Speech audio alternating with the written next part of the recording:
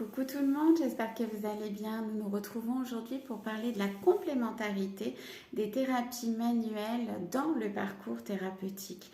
Alors, quel que soit bien évidemment le parcours thérapeutique, là je vais vous parler de ma pratique et de différentes pratiques manuelles et une en particulier, mais vous pouvez l'adapter très bien à votre situation. Lorsqu'une personne vient me voir, il y a une certaine fragilité. Cette personne, ou elle est en train de se poser des questions, ou alors elle va vraiment pas bien, émotionnellement c'est compliqué. Donc nous allons en fait travailler, nous allons aller découvrir son histoire de vie. Nous allons partir à la découverte de sa maison intérieure, des fondations, jusqu'au sommet, jusqu'au toit. Donc les fondations, c'est quoi? C'est ni plus ni moins que les mémoires, les blessures et les traumas de nos aïeux sur plusieurs générations. En psychanalyse, on parle de 6 à 8 générations. En médecine chinoise, on ne va pas au-delà de 4. Quoi qu'il en soit, les générations avant nous, donc dès nos parents, sont porteurs d'une histoire, sont porteurs de blessures qui n'ont jamais été réglées et qui nous sont transmises à l'état de fœtus déjà, directement dans les fondations de cette maison que l'on va construire au fur et à mesure de notre vie. Donc cette maison, elle va se construire au fur et à mesure de nos expériences de vie, au fur et à mesure de nos interactions. Le danger, c'est quand cette maison intérieure, qui doit être un refuge, devient une prison. Ce qui est important de savoir, c'est que quoi qu'il en soit, nous sommes le constructeur de ces murs, pas des fondations, mais de ces murs, et nous avons les clés de cette forteresse, de cette maison intérieure ou de cette prison. D'accord? Quelle que soit notre histoire de vie, cette maison intérieure, finalement, a un aspect différent. Lorsque l'on arrive à y trouver un refuge sécure et une certaine sérénité, c'est notre maison intérieure. Lorsqu'en fait, on se sent bloqué dans notre corps et dans nos avancées dans la matière, on est dans une prison. Lorsque l'on a besoin d'énormément se protéger des autres, des interactions et tout ce qui s'ensuit, nous sommes dans une forteresse.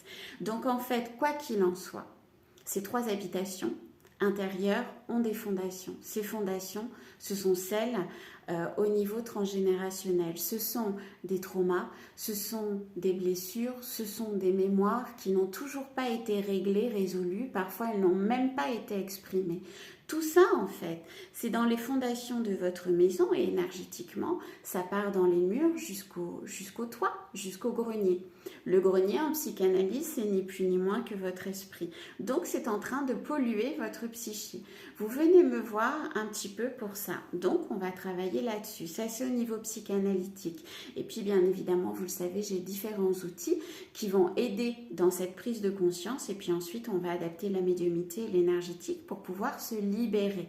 Seulement lorsqu'on libère ces mémoires, lorsque l'on prend conscience de tout ça et lorsque l'on prend conscience de son parcours de vie et des mémoires qui nous ont été transmises finalement, on se rend compte qu'il y a un lien.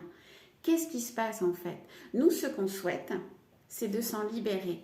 Seulement, l'inconscient, lui, il est là pour vous protéger. Donc, il va envoyer des douleurs à votre corps pour finalement que vous n'avanciez pas davantage. Donc, il va y avoir les peurs qui vont ressurgir, par exemple, par le mal de dos. Il va y avoir tout un tas d'émotions refoulées parce que dans notre famille, en fait, on ne dit pas les choses. Et puis, on va avoir un problème au foie. On va avoir aussi le psyché qui fonctionne un peu le hamster dans sa roue, comme dirait une de mes patientes. Et là, on va avoir tout ce qui est rate, pancréas, qui va être en difficulté. Et puis un manque d'estime de soi. Donc là, on est carrément dans notre chakra sacré et on a tous des soucis au niveau génital. Et puis tout un tas d'autres choses qui se mettent en place et qui font les joyeusetés finalement de notre corps et de toute l'histoire qui va avec. Ça veut dire que notre corps nous parle sur nos expériences de vie, nos souffrances comme nos bonheurs, d'accord? Et en fait, lorsque l'on fait un parcours thérapeutique, on est en train de lever tout ça. Même s'il y a l'énergétique, même s'il y a pour ma part l'hypnose, même s'il y a la médiumnité, même s'il y a tout ça, nous sommes des pansements. Arrivé à un moment, en fait, votre stature s'est adaptée à tous vos parcours de vie. Peut-être même que votre maison intérieure, votre forteresse ou votre prison a eu aussi différentes dimensions. D'ailleurs, peut-être que votre forteresse, à un moment donné, était près de votre corps. Peut-être que même vous étiez recroquevillé. Tout ça, c'est symbolique, on est d'accord. Recroquevillé dans cette forteresse. Donc, vous avez une stature qui est forcément différente. Peut-être que vous êtes un petit peu courbé. Peut-être que vous regardez toujours vos chaussures. Peut-être que... Voilà, tout un tas d'autres choses. Et donc, votre stature a besoin d'être remise en place. D'accord ? Pour pallier ces douleurs, nous avons plusieurs thérapies manuelles. On a l'ostéopathie que beaucoup d'entre nous connaissent, et puis il y a la chiropraxie. Mais moi, j'ai envie de vous parler de l'éthiopathie. Pourquoi ? Alors, j'ai déjà vu plusieurs ostéopathes, donc j'en étais extrêmement contente. Et là, très récemment, j'ai découvert l'éthiopathie. Donc, si vous faites ce que je dis et non pas ce que je fais, tout au long de votre parcours thérapeutique, l'idéal en fait, c'est d'aller voir un éthiopathe. Pourquoi ? Parce que l'éthiopathe, lui, il traite la cause. C'est-à-dire que c'est exactement la même chose que moi. Vous allez voir un médecin, le médecin va dire j'ai mal au dos. Il va vous donner un médicament pour votre mal au dos, mais il ne va pas aller traiter la cause. Vous venez me voir en me disant j'ai mal au dos. On va aller chercher le pourquoi du comment ce mal au dos. Et puis je vais atténuer votre douleur avec l'énergétique. Mais je vais ne faire que l'atténuer. Donc je vais être un Doliprane. L'éthiopathie, elle, va aller traiter la cause, c'est-à-dire votre stature du moment par rapport finalement à cette problématique. D'accord ? Et c'est pour ça, en fait, que tout ça, c'est extrêmement complémentaire et que l'idéal, en fait, est de consulter tout au long du parcours thérapeutique. Ça fait partie de votre renaissance. Quand je suis allée voir ce professionnel, sur conseil d'une de mes patientes d'ailleurs, c'est rigolo. Moi, ça fait plusieurs années que je fais des recherches au niveau des mémoires, tout ce qui s'ensuit. Au moment où j'arrive au terme aussi de ce parcours-là, me connaissant, me concernant, c'est rigolo, me connaissant, lapsus. Au moment où j'arrive à ma prise de conscience, au moment où j'arrive à cette libération-là, eh ben, je reste couchée. Impossible pour moi de bouger. Les médicaments ne font strictement rien. Le chaud atténue, les étirements atténuent. Impossible pour moi de bouger. Je ne sais même plus où est cette douleur. Je vais dire que j'ai mal au dos, mais finalement, cette douleur, elle est extrêmement mouvante. Donc, sur les conseils d'une de mes patientes, alors j'y tiens parce que c'est vraiment faites ce que je dis, faites pas ce que je fais. Et on est tous des êtres humains. Donc sur conseil de ma patiente, je vais voir son éthiopathe du coup. Et eh bien, il fait son travail, il fait ce qu'il a à faire. Et la première chose que je dis, c'est en fait, je me sens emprisonnée dans ce corps. Au moment où je me lève après la séance, bon... on a quelques courbatures et tout ce qui s'ensuit quand même. Au niveau émotionnel, ça se poue.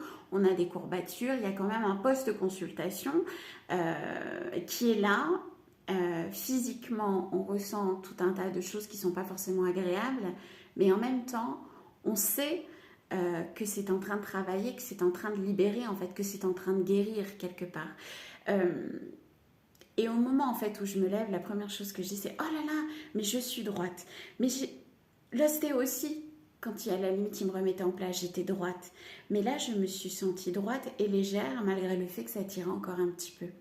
C'est quand même très différent. Et encore une fois, il va chercher la cause. Donc, on fait exactement le même métier, sauf qu'on le fait différemment. Moi, je vais le faire dans l'accompagnement, dans la discussion, dans l'échange et avec l'énergétique. Et j'allais dire même que le mieux, c'est de venir faire la prise de conscience avec moi et puis que je passe ensuite avec l'énergétique après la séance de ce professionnel. Parce il ouvre finalement, il va ouvrir les tunnels, on va dire ça comme ça, et moi avec l'énergétique, je n'ai plus qu'à passer. Et c'est formidable en fait, cette complémentarité de disciplines. Donc je travaillais déjà avec des acupuncteurs, des ostéos. Je continue bien évidemment à travailler avec toutes ces personnes, mais je trouve que l'éthiopathie a quand même quelque chose d'encore plus saisissant. Il y a quelque chose en fait qui va réellement vraiment dans le même sens que ma pratique à moi, que la manière dont je la dispense. Donc voilà, on s'intéresse à la cause et pas aux symptômes.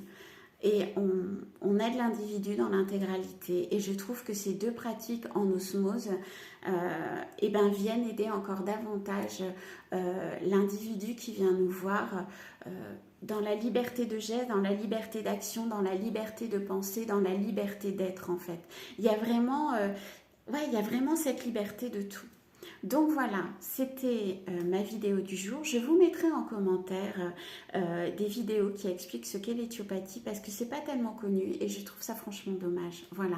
Pour ceux qui habitent dans le coin, du côté de Langon, Bordeaux ou même sur le bassin, et bien évidemment, je serais très heureuse de partager les coordonnées du professionnel du coup qui me suit parce que j'en suis contente et puis parce que voilà, ce sont des choses qui se transmettent. Je vous fais de gros bisous et puis je vous dis à très vite. Gros bisous.